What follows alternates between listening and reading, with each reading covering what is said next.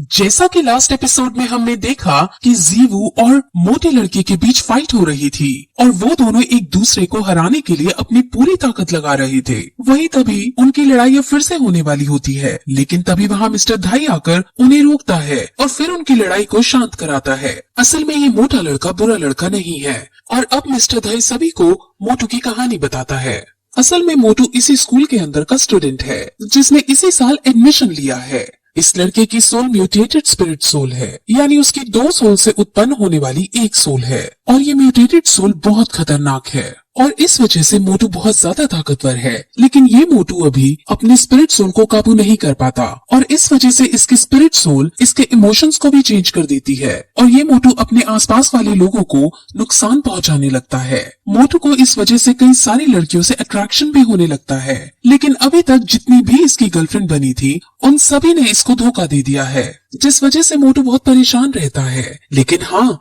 इसके spirit soul को सिर्फ एक चीज से काबू किया जा सकता है और वो चीज है इसको भरपेट खाना खिलाना। ये सब सुनकर बाकियों को बहुत अजीब लगता है क्योंकि यहाँ आकर वो बहुत अजीब अजीब चीजों का सामना कर रहे थे और उन्हें समझ आ जाता है कि ये सच में एक मॉन्स्टर स्कूल है। अब मिस्टर धाई उसे बाकी स्टूडेंट से इंट्रोड्यूस कराता है। वहाँ अब ऑस्कर भी आता है जो उन सबको अपना इंट्रोडक्शन देता है और वो निंग रोंग रोंग के सामने अपनी हेकड़ी भी दिखाने की कोशिश करता है, यानी उसे इम्प्रेस करने की कोशिश करता है। उसने अपनी बियर्ड भी कटवा ली होती है, लेकिन निंग रोंग रोंग इससे बिल्कुल इम्प्रेस नहीं होती, बल्कि उसे इसके इस पागलपन पर इरिटेशन होने लगती है। अब फिर वहाँ स्कूल का दिन आता है और जीवू समझ जाती है कि ये दिन तो वही है जो पहले शॉपकीपर बने हुए थे और इन्हीं से इन्होंने वो हेयर क्रिस्टल खरीदा था। असल में वो शॉपकीपर का काम भी करते हैं और यहाँ के डीन भी हैं। वो फिर सब बच्चों को एक लाइन में खड़ा करते हैं और फिर उन्हें टास्क देना शुरू करता है। वो सबसे पहले निंग रोंग रोंग को और ऑस्कर को बुलाकर उनसे इस जगह के 20 राउंड मारने को कहता है और उन्हें भेज देता है। बाकी बच्चों को वो मिस्टर धाई से यहाँ के रूल समझाने को कहता है और फिर टैंग शैंग को अपने ऑफिस में मिलने के लिए बुलाता है। वहाँ वो थोड़ी ग्रैंड मास्टर के बारे में बातें करते हैं और टैंग शैंग ग्रैंड मास्टर का अप्रूवल लेटर दिखाता है जिसमें बेसिकली ये लिखा था कि टैंग शैंग को श्रेक स्कूल में पढ़ने की अनुमति दे दो। वहीं दूसरी तरफ अब हमें निंग रोंग रोंग के ट्राइब को दिखाते हैं जो निंग रोंग रोंग के घर से भाग जाने वाली बात से काफी नाराज थे। उन्हें जब ये पता चलता है कि वो श्रेक स्कूल में पढ़ रही है तो उन्हें बहुत गुस्सा आता है क्योंकि उन्हें ये लगता है कि वो खुद श्रेक स्कूल से अच्छी एजुकेशन उसे दे सकते हैं। वही ऑस्कर और निंग रोंग रोंग जो राउंड लगा रहे थे उसमें ऑस्कर अपनी सोल पार से सॉसेज बनाकर उसे देने की कोशिश करता है क्योंकि निंग रोंग रोंग ने सुबह से कुछ नहीं खाया था, लेकिन निंग रोंग रोंग एटीट्यूड में उसके सॉसेज को मना कर देती है और उसको पीछे छोड़ आगे निकल जाती है। वही निंग रोंग रोंग के ट्राइब वाले अपने आदमियों को निंग रोंग रोंग को वापस बुलाने के लिए भेज देते हैं। अब फिर कुछ देर बाद फिर से सभी बच्चे उसी लाइन में आकर खड़े होते हैं और अब डीन उन्हें उनके 20 राउंड के पूरे होने के बारे में पूछता है, जिस पर ऑस्कर तो कहता है कि उसने 20 राउंड कंप्लीट कर लिए हैं, लेकिन निंग रोंग रोंग से पूछे जाने पर वो ऑस्कर खुद ही पहले बोलकर ये कह देता है कि हाँ उसने पूरे कर लिए हैं। अब वो ऑस्कर को आगे बुलाकर उसे शाबाशी देते हैं और फिर तुरंत उसे 20 राउंड और मारने के लिए कह देते हैं। ये सुनकर ऑस्कर को बुरा तो लगता है, लेकिन अपनी टीचर की बात को वो मना नहीं कर सकता था, जिस वजह से वो 20 राउंड फिर से मारने के लिए चला जाता है। असल में उन्हें समझ आ गया था कि निंग रोंग रोंग ने 20 राउंड नहीं मारे हैं और ऑस्कर ने झूठ बोला है। ऑस्कर ने तो पहले 20 राउंड कंप्लीट कर लिए थे, लेकिन उसने निंग रोंग रोंग के लिए झूठ बोला था। अब वो निंग रोंग रोंग को डांटने लगते हैं और ऐसा करने पर निंग रोंग रोंग को भी गुस्सा आ जाता है और वो अपने टीचर से पलटकर ऊंची आवाज में बोलने लगती है और कहती है कि ये सिर्फ एक स्कूल है और कोई जंग का मैदान नहीं जो हर बात मानी ही जाए।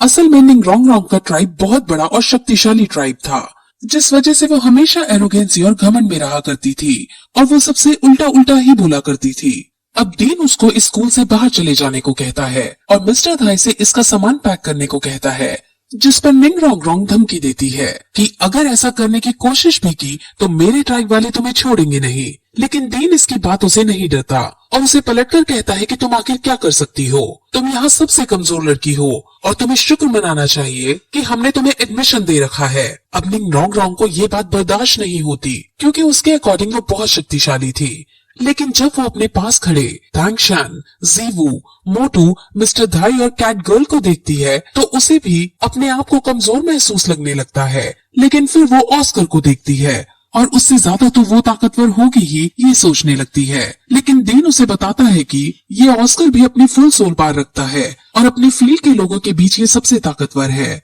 अब निंग रॉन्ग को समझ आ जाता है और वो उदास होकर रोते रोते वहाँ से भाग जाती है। अब फिर शाम को डीन उन सभी को बाहर शहर में घुमाने ले जाता है और थोड़ा घूमने के बाद उन्हें एक रिंग के अंदर ले जाया जाता है जहाँ दो योद्धाओं के बीच कंपटीशन हुआ करते थे। इस जगह का नाम सोल एरिना है और यहाँ लोग अपनी अपनी फाइटिंग स्किल्स का यूज करके एक दूसरे को हराते हैं। असल में यहाँ जीतने वाले को अलग अलग बैजेस दिए जाते हैं और डीन उन सभी को ये कहता है कि तुम्हें श्रेक स्कूल से ग्रेजुएट होने के लिए कम से कम सिल्वर बैज तो यहाँ हासिल करना ही होगा। अब वो लोग अंदर जाते हैं जहाँ मिस्टर धाई उन सभी को ये बताता है कि वो 29 मैचेस जीते हैं और 27 मैचेस हारे हैं, जिस वजह से उसका स्कोर 2 है। अब मोटो अपना स्कोर बताता है और उसका स्कोर 9 है। असल में मोटो की सोल पावर कम है, इसलिए उसके पास कम ताकतवर योद्धा आते हैं, लेकिन क्योंकि मिस्टर धाई की सोल पावर ज्यादा है इसलिए उसके पास बहुत ज्यादा ताकतवर योद्धा लड़ने को आते हैं। अब फिर जीवू और तांगशान अपना अपना नाम लिखवाने के लिए काउंटर पर जाते हैं और वो 2 वर्सेस 2 के लिए अपना नाम लिखवाते हैं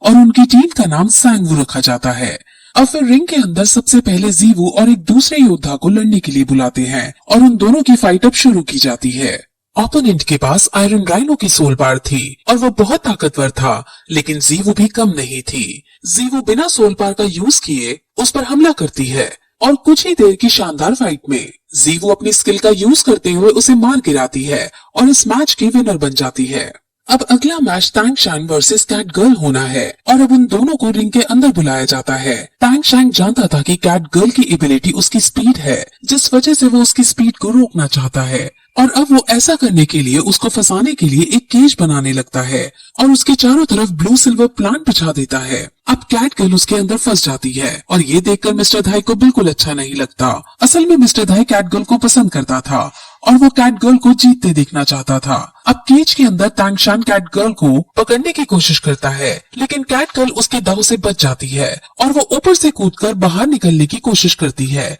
और इस फॉर्मेशन को देखकर मिस्टर धाई को समझ आ जाता है कि असल में तांगशान कैट गर्ल को केज के अंदर बंद नहीं करना चाहता था, वो तो जमीन में अपने ब्लू सिल्वर प्लांट को बिछा देना चाहता था ताकि जब ये आसमान में उड़कर मारे तब नीचे से ब्लू सिल्वर प्लांट इसके पैरों को पकड़ ले और इसको बंदी बना सके। और फिर ऐसा ही होता है और जब कैट गर्ल नीचे से ऊपर उछलती है तब तांगशान नीचे से उसको पकड़ लेता है और वो उसको बंदी बना लेता है, जिसके बाद तांगशान को विनर घोषित कर दिया जाता है। कैट गर्ल इस हार से निराश हो जाती है, लेकिन मिस्टर धाई उसे सांत्वना देते हैं कि ये जगह एक प्लेन जगह थी और तुम्हारी एबिलिटी पेड़ों पर चढ़कर मारने की है, जिस वजह से तुम्हें यहाँ हारने पर उदास नहीं होना चाहिए। अब फिर 2 वर्सेस 2 राउंड शुरू किया जाता है, जिसमें एक टीम में जीवू और तांगशान रहते हैं और दूसरी टीम में 2 हैमर सोल पावर के भाई रहते हैं। उसमें से एक आयरन टाइगर है और दूसरा आयरन ड्रैगन है और वो दोनों ही बहुत ज्यादा शक्तिशाली हैं। वो दोनों रैंडम स्किल हैमरिंग का यूज करके तांगशान और जीवू पर हमला करते हैं और हालांकि तांगशान भी उन पर हमला करता है, लेकिन वो दोनों भाई बहुत ज्यादा शक्तिशाली थे और तांगशान उनका कुछ नहीं बिगाड़ पाता और लड़ाई के बीच उनमें से एक भाई तांगशान पर हैमर से वार कर देता है, जिस वजह से तांगशान बहुत घायल हो जाता है। हालांकि वो घायल होने से पहले उन दोनों को अपनी ब्लू सिल्वर प्लांट के अंदर फंसा देता है। जीवू तांगशान को घायल देख बहुत गुस्से में आ जाती है और वो अब सीरियस होकर उन दोनों के ऊपर अपनी ब्लेड फेंकती है। लेकिन ये मैच सिर्फ एक कंपटीशन था जिसमें हार जीत तो होनी ही थी, लेकिन जीवू के फेंके हुए ब्लेड उन दोनों की जान ले सकते थे, जिस वजह से तांगशान अपना हिडन वेपन उनकी तरफ फेंक कर उन्हें मरने से बचा लेता है और फिर वो दोनों भाई इनकी ताकत को देखकर खुद ही अपनी हार एडमिट कर लेते हैं और शानवू को विनर घोषित कर दिया जाता है। लेकिन इस लड़ाई के बाद तांगशान को समझ आ जाता है कि इस दुनिया में और भी बहुत सारे शक्तिशाली योद्धा हैं और उसे ट्रेनिंग करने की जरूरत है। अब फिर वो सब बाहर आते हैं और आज मिस्टर धाई ने कैट गर्ल को प्रपोज करने का प्लान बनाया होता है, लेकिन मोटू सबके सामने ये बात कह देता है, जिससे मिस्टर धाई की अच्छी वाली बेइज्जती हो जाती है और कैट गर्ल उसे एक आवारा लड़का समझ वहाँ से चली जाती है। अब फिर जीवू और तांगचैंग भी आपस में बातें करती हैं और फिर वापस स्कूल की तरफ आने लगते हैं। वहाँ स्कूल के एंट्रेंस पर वो मिस्टर धाई को निंग रोंग रोंग से झगड़ते हुए देखते हैं और निंग रोंग रोंग इतनी बदतमीजी से बात कर रही होती है कि मिस्टर धाई को गुस्सा आ जाता है और वो तुरंत उसे मारने के लिए आगे बढ़ता है, लेकिन तांगचैंग उसे रोककर अपने गुस्से पर काबू करने को कहता है, जिसके बाद मिस्टर धाई उसको वहीं छोड़ खुद अंदर चला जाता है। अब उसके जाने के बाद निंग रोंग रोंग तांगचैंग को कहती है कि तुम जाकर मिस्टर धाई को जान से मार डालो। अगर तुम ऐसा करोगे तो हमारी ट्राइब तुमको बहुत सारे पैसे देगी और तुम्हें हमारे क्लैन में एक अच्छी पोजीशन भी दे दी जाएगी। अब तांगचैंग ये सब सुनकर उसे मना कर देता है क्योंकि उसके लिए इस सब का कोई महत्व नहीं था और वो उसको सुधरने के लिए कहकर चला जाता है। वो फिर अपने पास खड़े ऑस्कर से उसकी मदद करने को कहता है, लेकिन अब ऑस्कर भी मना कर देता है। निंग रोंग रोंग बहुत शौक होती है और कहती है कि तुम तो मुझे पसंद करते हो, फिर भी मेरी साइड नहीं ले रहे हो, ऐसा क्यों? जिस पर ऑस्कर कहता है कि तुमने बार बार बोलकर मुझे ये एहसास करा ही दिया कि तुम एक बहुत बड़े परिवार से हो और हम सब तुम्हारे सामने एक तुच्छ से व्यक्ति हैं और मुझे अब खुद भी लगता है कि मैं तुम जितनी बड़े घराने की लड़की के लिए नहीं बना हूँ। अब निंग रोंग रोंग को अपनी गलती का एहसास हो जाता है और हालांकि वो पलटकर तो कुछ नहीं बोलती, लेकिन उसे समझ आ जाता है कि अगर उसने अपना बिहेवियर आगे नहीं सुधारा तो उसका कोई दोस्त नहीं बनेगा और अब वो जोर जोर से रोने भी लगती है। अब अगले दिन फिर से सभी बच्चे स्कूल के अंदर एक लाइन में खड़े होते हैं और वहाँ फिर से ऑस्कर आने में लेट हो जाता है और जब वो आता है तो डीन उस पर गुस्सा करने ही वाला होता है कि तभी ऑस्कर खुश होते हुए उन्हें ये बताता है कि मैंने आज सुबह ट्रेनिंग की थी और आज मेरी सोल पार 30th रैंक पर पहुंच गई है। अब ये सुनकर डीन बहुत खुश होते हैं और बाकी बच्चे भी उसे कांग्रेट्स कहते हैं क्योंकि फूड सोल पार को रैंक 30 पर पहुंचना बहुत मुश्किल वाली बात थी। अब रैंक 30 से आगे बढ़ने के लिए उसे अपनी सोल पार में स्पिरिट रिंग ऐड करनी है और इसीलिए उसे एक बीस्ट को मारना है। इसलिए डीन उन सबको ये ऑर्डर देता है कि तुम सब आज जंगल जाकर बीस्ट को मारोगे ताकि ये उसके अंदर से स्पिरिट रिंग को हासिल कर सके। अब वो इस बात की सेलिब्रेशन के लिए ऑस्कर से सबको एक एक सॉसेज देने को कहता है और वो खुश होकर सॉसेज बनाने लगता है, लेकिन कोई भी उसका सॉसेज नहीं खाना चाहता था। लेकिन जब उसका सॉसेज बनकर रेडी हो जाता है तो अब सबसे पहले निंग रोंग रोंग उसके सामने आती है और उसके दोनों सॉसेज खा लेती है और ये देखकर सब बहुत शॉक होते हैं। अब फिर वहाँ मिस्टर जाओ भी आते हैं और वही इनको जंगल ले जाने वाले हैं। अब सब मिस्टर जाओ की गाइडेंस में जंगल के अंदर शिकार करना चालू करते हैं, लेकिन उन्हें अभी कोई पीस दिखाई नहीं देता। वहाँ एक जगह ऐसी भी आती है जहाँ ऑस्कर चलते चलते खाई में गिरने लगता है, लेकिन निंग रोंग रोंग उसे बचा लेती है और अब निंग रोंग रोंग की तरफ से भी हमें एक रोमांटिक एंगल देखने को मिलता है। अब जंगल में घूमते घूमते वो दूसरे टाउन में आ जाते हैं और वो यहाँ एक रात रुकने का डिसाइड करते हैं। फिर वो सब इस टाउन के अंदर एक रेस्टोरेंट के अंदर खाना खाने लगते हैं और वहाँ एक और स्कूल के बच्चे खाना खाने आते हैं। उस स्कूल के बच्चे बहुत शरारती थे और उनको हमेशा कोई ना कोई पंगा चाहिए ही होता है। श्रेक स्कूल वाले बच्चे भी समझ जाते हैं कि अब यहाँ पंगा होने वाला है। दूसरे स्कूल के बच्चे पहले तो उनके ऊपर वेटर का खाना गिराने की कोशिश करते हैं, लेकिन तांगचैंग अपनी तेज स्पीड का परिचय देते हुए उस खाने को रोक देता है और फिर वो स्कूल वाले बच्चे मिस्टर धाई के पैर में चोट मारने की कोशिश करते हैं, लेकिन मिस्टर धाई खुद इतने स्ट्रांग थे कि दूसरे स्कूल वाले बच्चों को ही चोट लग जाती है। अब दूसरे स्कूल का लीडर खड़ा होता है और उनके स्कूल के बारे में उनसे पूछता है और जब उन्हें उनके स्कूल का नाम पता चलता है तो वो उन पर बहुत हंसते हैं क्योंकि वो बच्चे जिस स्कूल से थे वो बहुत अमीरों वाला स्कूल था। अब फिर उनमें लड़ाई होने लगती है जिसमें स्कूल के बच्चे श्रेक स्कूल के बच्चों से लड़ते हैं, लेकिन श्रेक स्कूल की जीवू ही उन पर भारी पड़ने लगती है और अब दूसरे स्कूल के लीडर को भी गुस्सा आ जाता है और अब दोनों स्कूल के बच्चे एक दूसरे को गुस्से से देखते हैं और इसी के साथ ये एपिसोड यही खत्म हो जाता है।